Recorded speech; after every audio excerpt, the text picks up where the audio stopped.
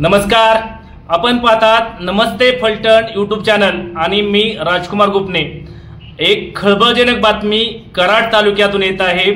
कराड शहर पोलीस ठाण्याच्या हद्दीतील वाटार या गावामध्ये एका 5 वर्षाच्या चिमुरड्या मुलीची हत्या झालेली आहे। या मुलीचा गळा चिरून हत्या झालेली आहे। ही घटना दिनांक 10 एप्रिल रोजी सायंकाळी 5 वाजता ज्यावेळेस ही मुलगी खेळण्यासाठी बाहेर गेली आणि ती पुन्हा माघारी झाली नाही, अशी संस्कृती रामचंद्र जाधव असं त्या मुलीचं नाव आहे। आणि ही मुलगी खेळायला गेल्यानंतर पुन्हा घरी न आल्यामुळे शोधाशोध घेतल्यानंतर तिची हत्या झाल्याचं निदर्शनास आलं आहे।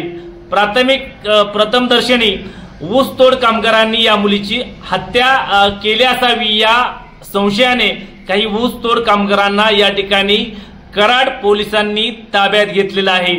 या अनुषंगाने तपास सध्या सुरू आहे। मात्र या केवळ 5 वर्षाच्या या चिमुरड्या मुलीच्या हत्येने संपूर्ण कराड तालुक्यासह सातारा जिल्ह्यात खळबळ उडालेली आहे।